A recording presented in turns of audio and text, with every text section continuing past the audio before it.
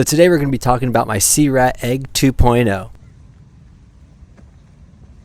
It's a 925 and that's this bad boy right here. And this board definitely falls in the middle of my board collection between size ranges, but yeah, let's get into it. And yes, I did say the 2.0. This ain't your average egg, let me tell you. I mean, let's just talk about my egg journey, I guess. Like, don't get me wrong. I think the actual egg shape just looks amazing and it scoops great and there's a lot of good things about it, but also there's a lot of things I don't like about it. Like, I understand that the nose and tail have to be symmetrical. Yeah, I get that. But usually with the egg, just like the nose and tail are a little too small for me. And don't get me wrong, I just need a little bit more nose and tail for slide tricks. And that's like really been my issue with eggs. Like, I love how they perform, but I never really liked how they slid for me. Cause like, I don't know, I just need more nose and tail, especially if I'm doing like a nose slide pop over a curb or something. I need that nasal length. So that's what kind of makes this Egg 2.0 a little different, is that the nose and tail are extended. I want to say that, yeah, the rat egg I was riding originally, like the first one, had a 7-inch nose and tail, I want to say. And this thing's got a 7.5-inch nose and tail. And so that 1/2 inch really does a lot. I mean, honestly, when you extend the nose and the tail, you'll kind of see what I mean. It's kind of like an egg meets popsicle, if that makes sense. I don't know. I really like it, honestly. So I guess we'll get into some more specs on the board. The middle width right here is 925 right here. I think it actually goes down to about a 9 over the trucks. Yeah, it literally just goes right about to a 9 right over the trucks.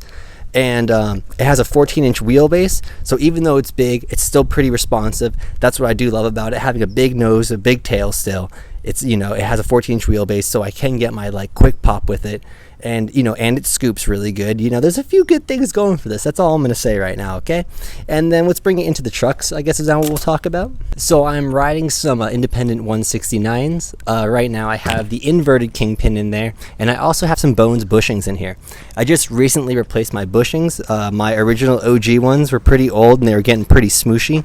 But I've been actually really liking these Bones ones.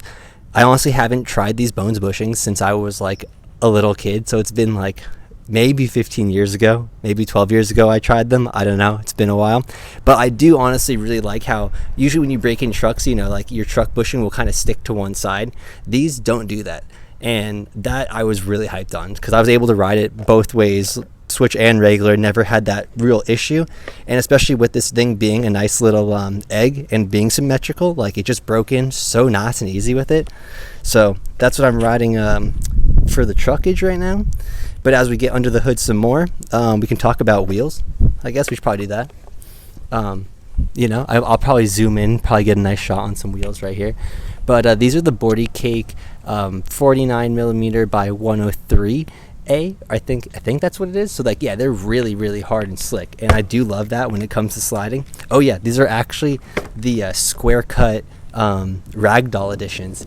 These were pretty sick. They were a guest model. I think they're still available too. But I do really enjoy this like square cut. Just when it comes to like locking into grinds and stuff, it actually really makes a difference. And I kind of like how it gives you a little bit more truck, if that makes sense. Like, since they're so spaced out, I feel like you really maximize the length of your truck. And this kind of is my main curb board. Not my main curb board, but like this is my curb board right now.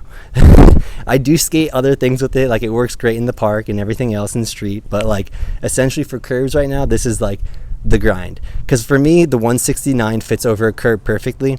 159s I don't love on the curbs. I'll skate them, but 169 is definitely the happy place. I love 215s, don't get me wrong, but they are a little like too big for most tricks on curbs. So I feel like 169 is like that happy medium right there. Otherwise then I got some Bones reds in here. I just kind of put these reds in not that long ago, and they're spinning really nice still. Lastly, I got some CURB Griptape on here, some Curb Doggy Grip. It's grippy and ready to rippy. But yeah. Oh, I guess I didn't talk about the rails either. I have the, I feel like I always forget to mention this. I have the, these are the Santa Cruz like slim rails. I think that's what they're called. So they're like kind of hollowed out. They're a little bit lighter. I mean, they slide really good. They're hard plastic. And that's what I kind of like in a rail, is like that harder plastic, just because I like that like hard, consistent slide.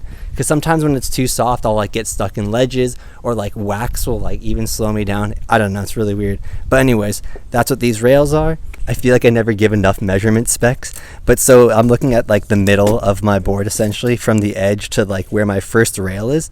Oh yeah, it's 2 inches for sure. Especially on the egg, since it does kind of bow out a little bit, you know, like I have my rails, you know, pretty far in, but it definitely just makes that tilt a little bit easier. Feels like it's like even more controlled with the egg shape. I don't even know if that's possible. I mean, I'm sure it's possible. I'm sure there's some reason why behind it, but I feel like just the tilt is even easier on the egg shape, just a little bit more stable. I guess that's like another thing why I love the egg shape, is like when you're doing flip tricks, like your foot has just so like that extra little like width like in the middle of the board. I feel like just gives that foot extra like stability, and just like more board there. Like even when I'm doing like a slappy feeble, my foot's like, my front foot is like in the middle of the board, and there's just like so much board there, and it's like pretty nice. Let me burp again. But yeah, this is my Rat Egg 2.0. I think Searat's got maybe a few of these on his site left. These are all handmade, and definitely made with love and made with you know, skaters in mind. But yeah, I've been just really enjoying this egg. Just like I said, it just has a bigger nose and tail than normal, and I mean, I think that makes all the difference. And let me know what you guys think about the egg shape. Would you guys try an egg shape with the bigger nose or tail? Do you think this is nice? Do you think it's not nice? Let me know. But yeah, that's pretty much it. Comment, let me know what you guys are riding. Let me know what shapes, sizes, and yeah, catch y'all later.